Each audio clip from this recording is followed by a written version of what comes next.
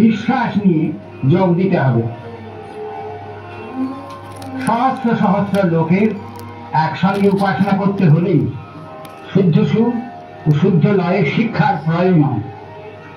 এই উদ্দেশ্যে সমবেত উপাসনার এই স্টিরিও রেকর্ড করা হয়েছে। আমরা চাই সবাই যেন সুর তাড়াতাড়ি শিখতে পারে। তারই জন্য কতকগুলো সঙ্গীত যন্ত্র এর মধ্যে ব্যবহার করা হয়েছে। কিন্তু এই সমবেত উপাসনাকালে আমরা কখনো কোনো যন্ত্র সংযোগ করি না। কণ্ঠই সর্বশ্রেষ্ঠ যন্ত্র এবং একমাত্র যন্ত্র।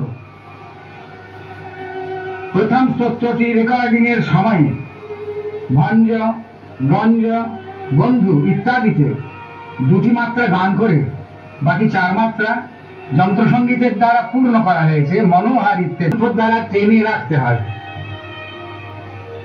সমবেত উপাসনাকালে একমাত্র ওঙ্কার বিগ্রহই পূজার দেবীতে থাকবেন।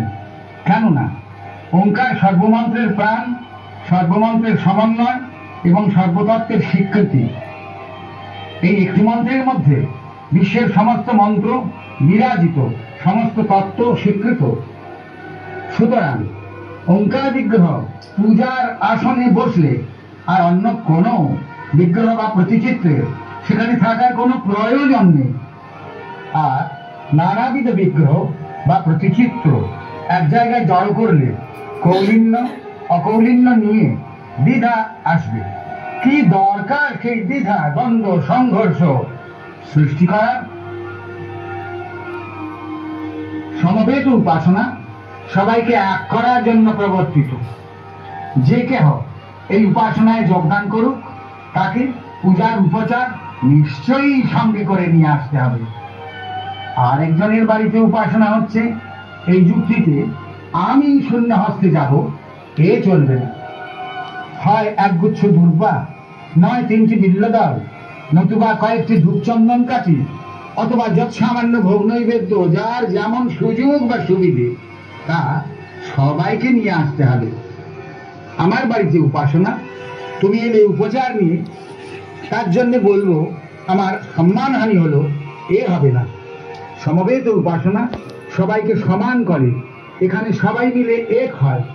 সম্মান অসম্মানের প্রশ্ন এখানে নেই।